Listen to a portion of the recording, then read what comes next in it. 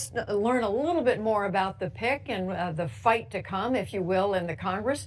And for that, let's turn to David Rivkin. He's an attorney here in Washington who served as Associate White House Counsel for President George H.W. Bush. He's also argued before Judge Kavanaugh on the Court of Appeals for the D.C. Circuit. And Elizabeth Wydra, she's the president of the Constitutional Accountability Center.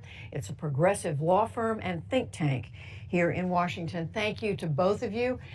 Elizabeth Wydra, to you first. We knew, I guess, in the hour or so leading up to this that it was probably going to be Judge Kavanaugh, the president glowing in his description of him.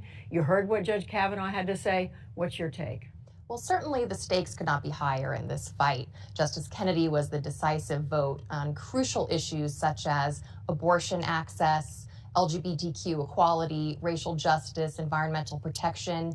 And so all eyes are going to be on Judge Kavanaugh's record. He has a substantial one, and trying to make sure that he will follow the law and the Constitution, including the 14th Amendment, which today celebrates its 150th anniversary, and its guarantees of equality, personal dignity, and liberty for all. So, we're going in with these high stakes that makes the battle particularly pitched. Judge Kavanaugh, as you saw, is a very affable and genial man, and as a fellow Yale law grad, his credentials are impeccable in that respect. But, he really has a high burden because of President Trump's stated litmus test going through his campaign, that he would put someone on the bench who would automatically vote to overrule Roe versus Wade and expand gun rights in particular. David Rivkin, what do we know about him? Because as we just heard personal comments. He introduced his family. The comments from the president were quite general. What do we know about Brett Kavanaugh? We know that in addition to an excellent background, he is a judge's judge. He is somebody who calls the cases based upon the law and the Constitution.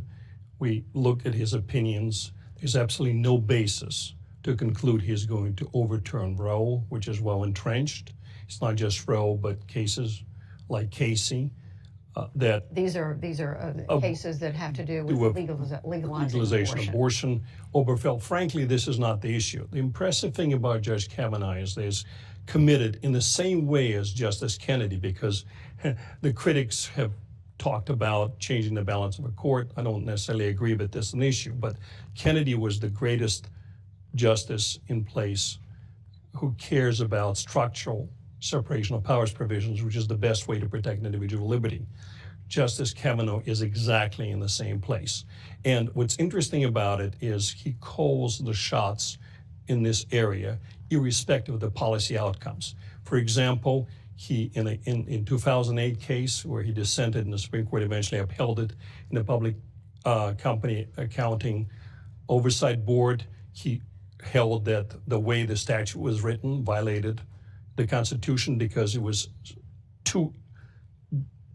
the statutory language was unduly diminishing of a presidential accountability. So he hit Article 1, Congress, for putting something out that was not constitutional. In 2013, he held the other way. We can get to some of those opinions in a minute, but I want to get to the larger point that we've been hearing in the last days since this all came about, that Justice Kennedy announced that he was stepping down. Elizabeth Wydra, virtually everyone is saying this is someone who will be more conservative in the way he hands down and writes decisions than has been Justice Kennedy. How do you see that? I think that's right. And, President Trump said that clearly. He didn't want someone who was going to be like Justice Kennedy or Chief Justice Roberts. He wanted someone who was more like Justice Scalia. That was his mold. I think that David's description is nice of the justice that he would see, but that's not how Trump described the justice that he was going to nominate to the Supreme Court. He was very clear about issues like overturning the right to abortion and expanding gun rights and being willing to strike down the Affordable Care Act and protections for pre-existing conditions. And in that sense, he would have something in common with Justice Kennedy. But it does change the center of the court. Now the center is probably Chief Justice Roberts, which is very far to the right. And that assumes he gets confirmed. I want to quickly go to our Capitol Hill correspondent, Lisa Desjardins.